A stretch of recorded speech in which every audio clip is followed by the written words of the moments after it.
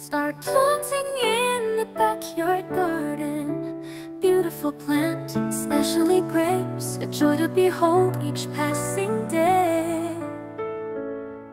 And trials and disease in the garden will never give up until victory is obtained in the grains of grapes.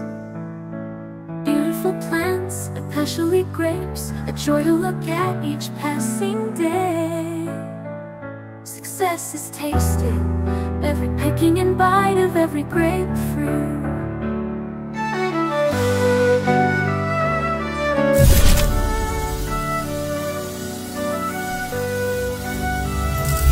Magandang gabi mga master. Yan, nasa harapan natin ngayon ang mga bago kong aalagaan, cuttings. Meron akong in-order na tatlo, bali tatlong Baikonur, tatlong Everest, tatlong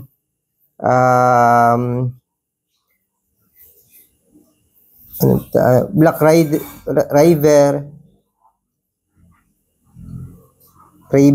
yan, Black River, saka dalawang Muscat of Alexandria, White Alexandria. Balin binigyan nila ako ng free na tigigisang cuttings. Ito din yung kinuha ko dati ng mga cuttings na nagkaroon ng problema. At siya din yung unang kinuhanan ko ng mga cuttings na maganda naman yung naging resulta. Ayun, bumawi yung seller natin, Easy Agree. Bumawi, nagdagdag siya ng mga cuttings kasi nga alam niya na nagkaroon ng problema yung mga dating cuttings. At ngayon, ang cuttings na pinadala sa atin, mas maganda talaga yung packaging. Meron siyang, linagyan niya ng Cocopid para sigurado basa. Ayan. Hindi ko pa agad yan, ngayong gabi. Bukas ko pa ito maitatanim, may asikasuhin. Ngayon, dahil may Cocopid siya, napakaganda, hindi natin siya gagalawin. Ang ginawa lang natin, tinanggal natin yung plastic, dito sa ibabaw. Kasi andito na naman. Yung, okay lang siya, basa pa yung Cocopid, basa pa. Okay lang yan dyan. Kailangan kasi mas maingat nating aayusin kasi nga para hindi maghiwa-hiwalay. May mga taggings, kung ano-anong mga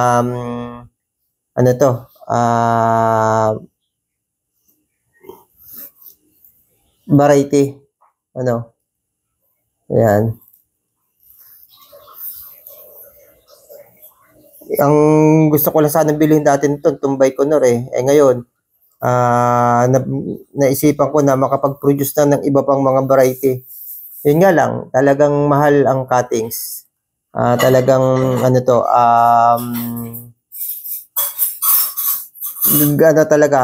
Gagastusan natin. Talagang mag-i-invest tayo. Actually, hindi naman ito pang pang kagustuhan lang o kasiyahan lang. Nag-i-invest ako kasi ito ay gagawin kong hanap buhay. Alam naman nyo ito at lagi ko sinasabi sa vlog. Ito ay panghanap buhay. Mga kaibigan, busy lang ako, waiting ako sa paggagawa ng wine. Dumating na rin yung mga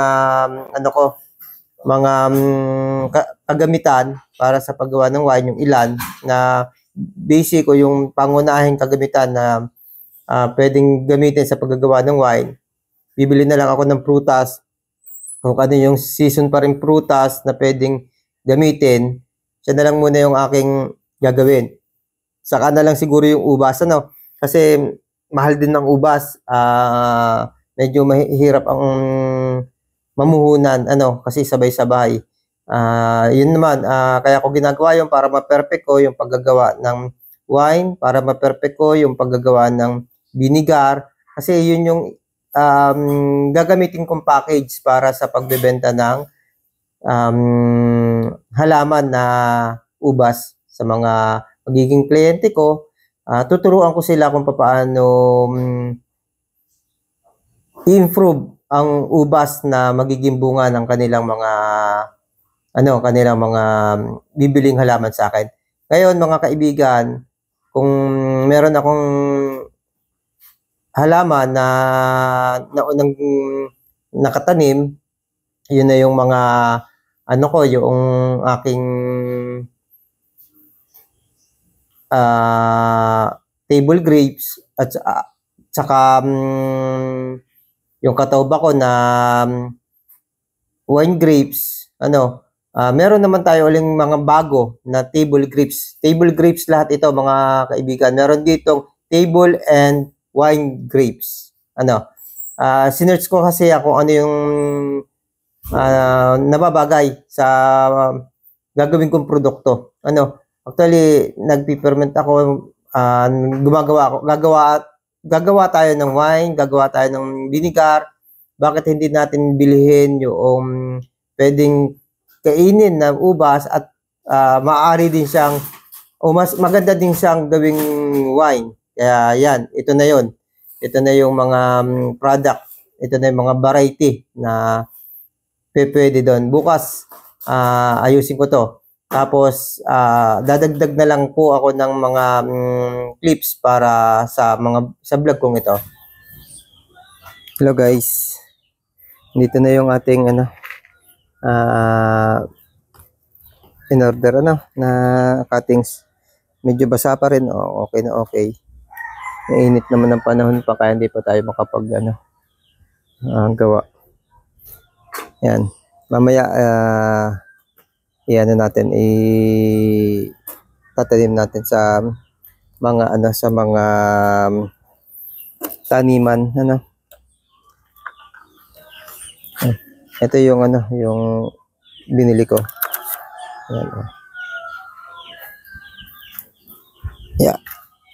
Ito yung mga kasunod na dahon, medyo okay na. Ito yung last, Yan. Yung mga sumunod na dahon, medyo okay naman. Yun. Yung kabtil. Di ba? Yung sinasabing kabtil. Ito, ganito lang, Yun. Di ba?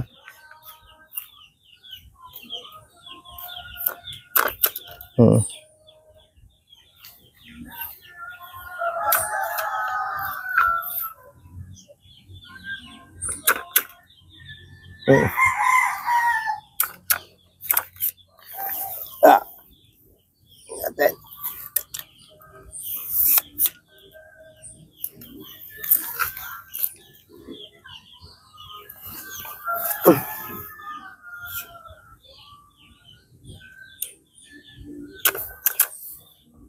Okay.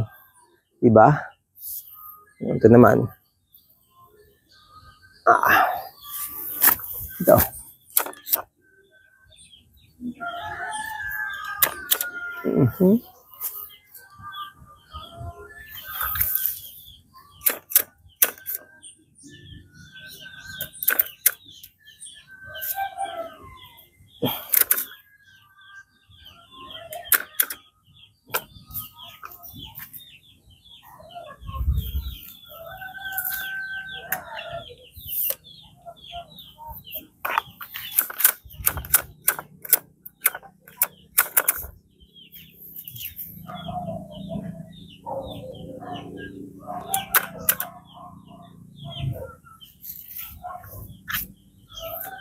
Wala nang ano ba? Wala na. Lalagyan natin ng pang padikit. Last na pala yun. Hindi, meron pa eh. Hindi na siya kumapit. Meron pa. Ano ba makikita?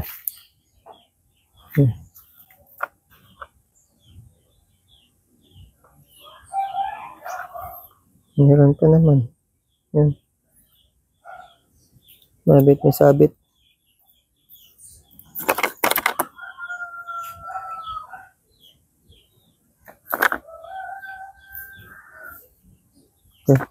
Maglalagay ako muna ng ganito sa ating mga ubas bago natin gawin yung Gina muna. Bye-bye.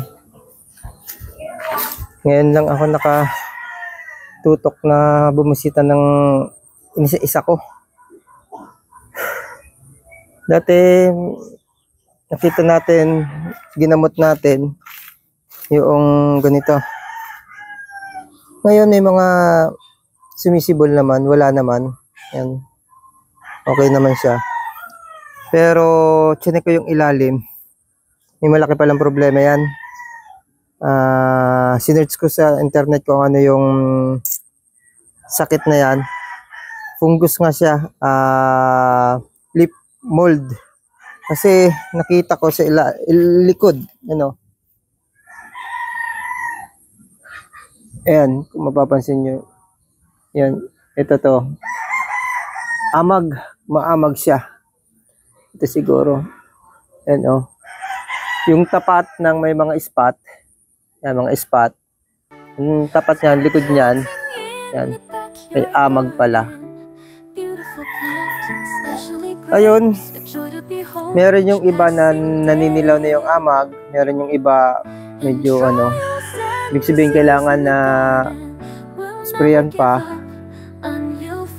Nag-research na rin ako kung ano yung pwedeng gamot at bumili ako ng bagong gamot. Napakamahal lang talaga ng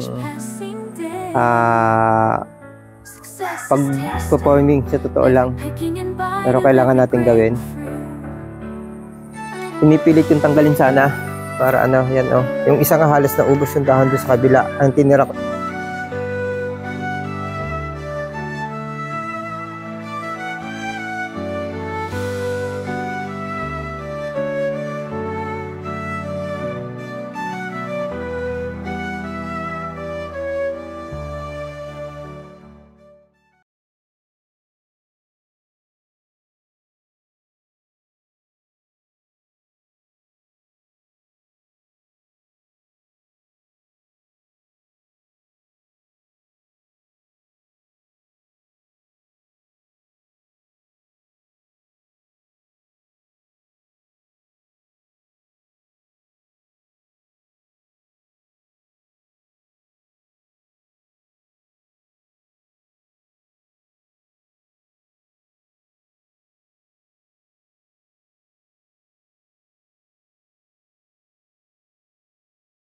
Halos na ubos yung dahon doon sa kabila. Ang tinira ko yung mga bago. Katulad nito.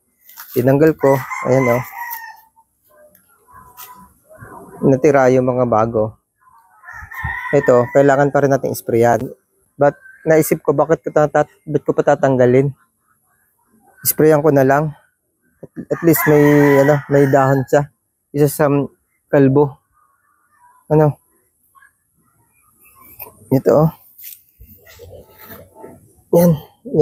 Kita niyo yung puti. Yan. Yan yung amag. Yung iba, naninilaw na. Siguro dahil doon sa pagkaka-spray. Pero kailangan siyang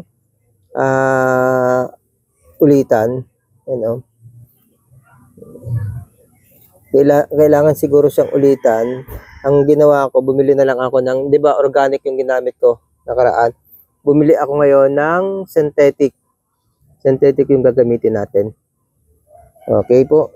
Hindi ko muna siguro itatanim yung bagong bili. Ito muna yung asikasuhin ko. Gagamutin ko to. Tapos, ito, susunugin ko yan. Kasi, ko dun sa internet, nabasa ko sa research. Nabubuhay siya sa lupa.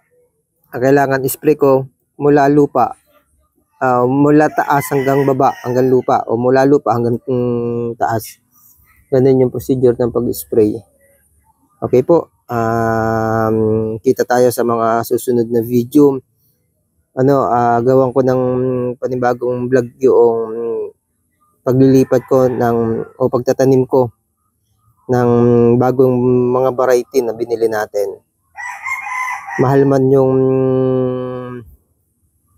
puhunan sa pag-farming, lalo na dito sa grapes, baka medyo magastos, pero masaya naman tayo.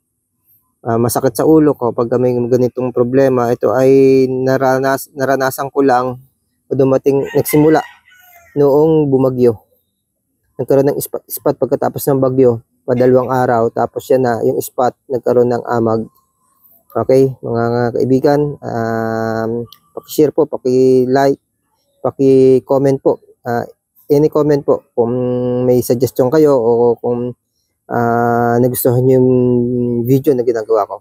Maraming salamat, God bless you, ingat tayo, at sana gumaling yung mga halaman ko.